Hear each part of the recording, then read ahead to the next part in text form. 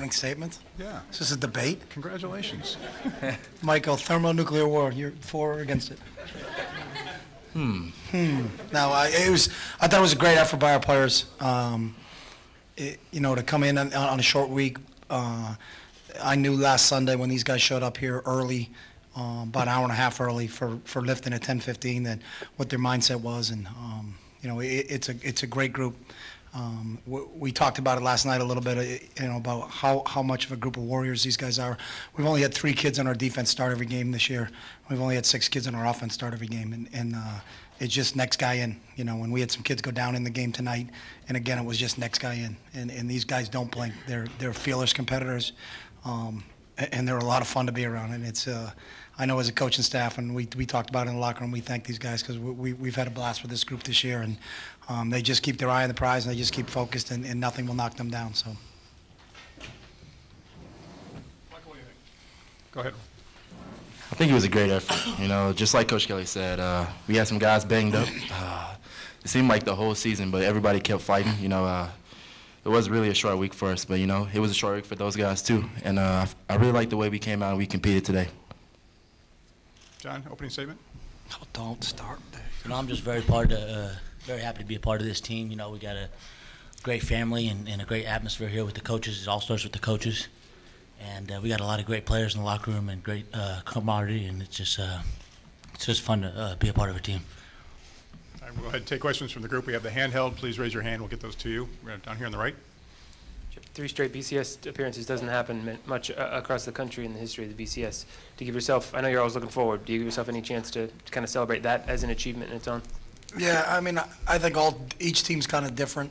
And obviously Michael and John really contributed to that team in 2009, but there's so many new faces on this team that it's kind of hard to look back there. I don't know how many kids we have right now that were here in 09, that are really competing for us, but that's something to be proud of as a group, and I think and I talked to our guys about it last year on January 11th. It started with a small group of seniors and groups that guys that played before that, but they really set the tone in the off season. They set the tone in spring ball, and they set the tone in the summer for what we've accomplished. And it's about these guys sitting over here to my left that they understand what it's about because they played in it, and they showed our guys the way. And it was a lot of fun to be a part of this group.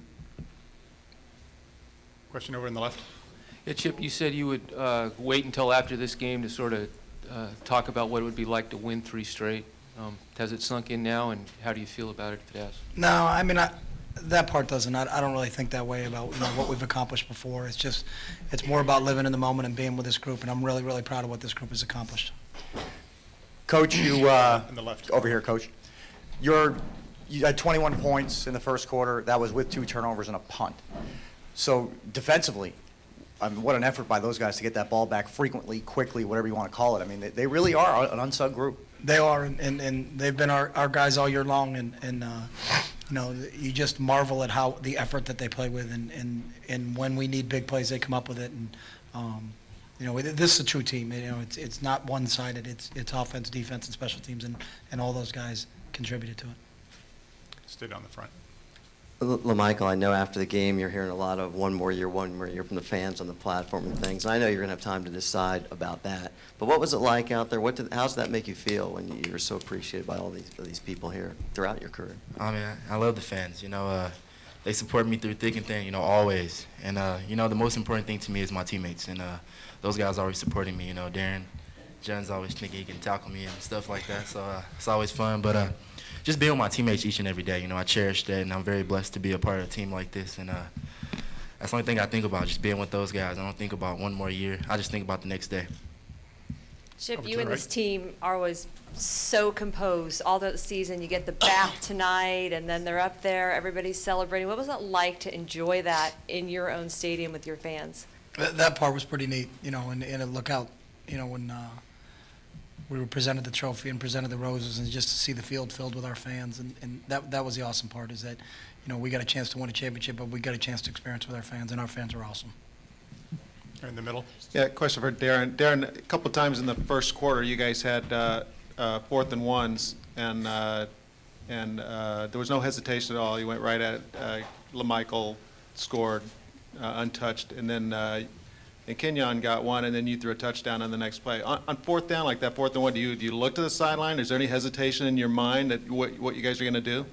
No, it's not really too much hesitation. I know my coach and his coaching style, he's very aggressive, so I'm about as aggressive as he is. We just want to get out on the field, make the play. I know our offensive line is up to it. All our receivers is up to it, going with it on 4th down. So we're just very excited to be out there and be aggressive out there all day on the field. Question right down here. Darren, D'Anthony obviously goes out early. He's been such a big part of the offense for you. How much did that set you guys back? How much did you miss him, if at all? Did it change game plan at all as far as you were concerned? Not at all. D'Anthony's one of the big time players on our team. He did a great job on the sideline, keeping guys up. We're a team. It's not about one guy going down and we're gonna be done. We played through D'Ant. We played for D'Ant all game. We talked to him on the sideline. He stayed up. Happy that he's gonna be all right. Front row right. Yeah, Chip and Darren. Josh Huff, big game today on the returns and also receiving. Was this a situation where it was a mismatch? You felt like you really had an advantage with this kid's speed? Could you each sort of speak to Josh Huff? No, we didn't go into the game saying we have to do this, but I think what you saw out of Josh is, I think he's gotten healthy, and that's the type of playmaker he is. He made those plays last year. He's starting to round back into form, and for us to have a weapon on the perimeter, especially after losing D'Anthony early, and Josh made some big time plays, and that's what he's capable of. And what you guys are seeing out there is what we've seen the last couple of weeks in practice. Oh yeah, I think Josh came out today determined, ready to go. But he's a fearless competitor every game. You maybe don't see him making the big plays, but he's a guy blocking down the field. He's just a team player, and that's what I love about him. And Josh's going to continue to get healthy, and you continue to see big plays out of Josh. In the back right. Coach, way back in fall camp, you talked about the youth of this team. Talk about how far they've come since fall camp, and here you are. You've won 3 straight, and you've also talked about how Darren is underrated. And here today he sets the Oregon touchdown passing record at 62. Yeah, Darren's awesome.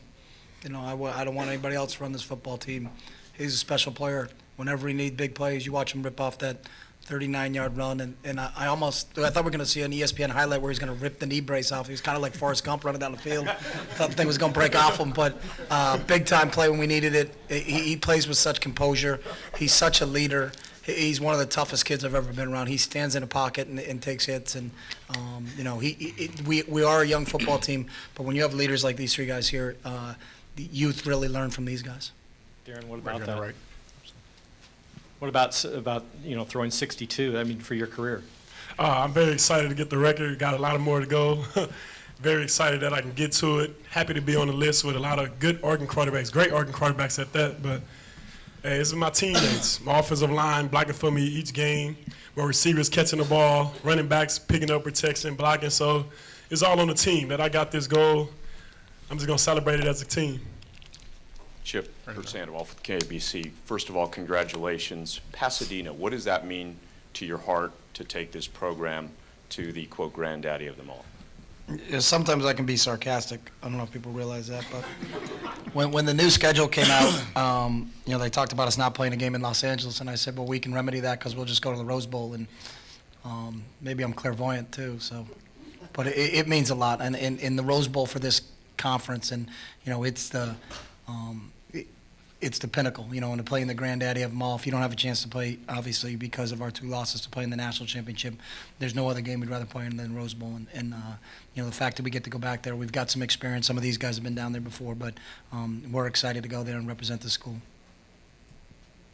In the back, in the middle. LaMichael, Chip was asked this earlier, but 3 straight BCS bids, 3 straight Pac-12 championships for you as a player. You've been basically the feature back on all those teams. Have you thought now, maybe did you think on the podium what that means and what you and your team has accomplished in your 3-year career here at Oregon?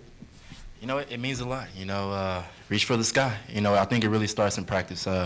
Coach Kelly does an amazing job, getting us going in practice and getting the best out of all of us. We're really young, and everybody knows that, but that's not an excuse. If you come out here and you work hard each and every day, then the things that, that's happening right now, it'll happen. It'll all take care of itself, and I think that's what we've been doing. Question on the right. Chip, you've struggled a little bit with teams that have had 2 or more weeks to prepare. Do you anticipate making any changes with the bowl prep? No, I disagree with that. I think we've played really good teams, and I think when you get into 3 straight BCS teams, you're not going to get an opportunity to just, line up against some team that you can roll 50 on, and I think I've said this a lot. I think the other teams deserve credit when you play in games like that, and if we struggled in the opening game of this year, last time I checked, that team LSU is not too shabby. So, I think sometimes it's about who you play, and when you want to play in these big games, and you're gonna, we don't go into these games thinking, hey, we're going to score 50, If we're going to score 50, we'd probably go to a low bowl game, but that's not what it's all about. It's about going out there and competing. And these kids understand. I think our formula for what we do and how we prepare is the right way to do it. And now it's just a matter of getting matched up. We don't know who we're going to play right now, but we're very excited about the opportunity. Coach, far left. This season, this may or may not have been LeMike's last home game. That'll get figured out between now and February. But watching him in person all year, just gave you his guts all season long. I mean, 6 weeks ago, his arm's hanging on the field, and he's back 2 weeks later. Can you just talk about what he means to you personally? Not the football player, but, personally as well. Yeah, he's special, and I think, you watch what he does in the classroom, you watch what he does in the community. It's not just a football thing with him. It's the way he lives his life, and it's what I want our football team to be like. And I think he epitomizes that. He's this university, and I think from our president said it once, and I really truly believe this university is about unique excellence, and that's what that young man is about. He's about unique excellence. In the back right. Coach, decision to give the trophy to Richard Lariviere. When did that come about? Was it a spur of the moment thing, or did you plan on that? No, I didn't plan on. Trust me, this wasn't the Oscars. We weren't planning out acceptance speeches or anything like that. But I think the world of that man, and I think he's visionary. I think he's brilliant. He's a great friend of this program. And more importantly, he's a great friend of not only just the student athletes here, but all the students. And he's a classy guy, and he deserved it. Right here on the right. Well, Michael, you've played in two BCS bowl games, but you haven't won them. What would it mean for this program to get a win, to win the day on the last day of the season? We have to, but, it starts in practice, and that's what we got to do. We got to compete. We might have lost to, but we always compete, and that's where it starts at. So we're going to go in this game. We're going to be aggressive. We're going to compete regardless. But, we got a long time to that game, and we got to start in practice. That's where it begins.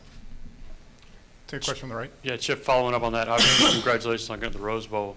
Thank you. Do you feel like you need to win the Rose Bowl based on the previous 2 BCS losses? Not based on the 2 previous losses, but that's our whole mindset going into it. We don't look at it and say, let's take this one off. I think our guys are going to go out there and compete, and not based upon anything that happened in the past. But again, I've said this a lot. We're a forward-thinking operation. We get a chance to play one more time. It's exactly a month from today. Today's December 2nd. We're going to play on January 2nd, and that's what we're prepared for. Do we have any additional questions? All right, hearing none. Thank you, gentlemen. Congratulations.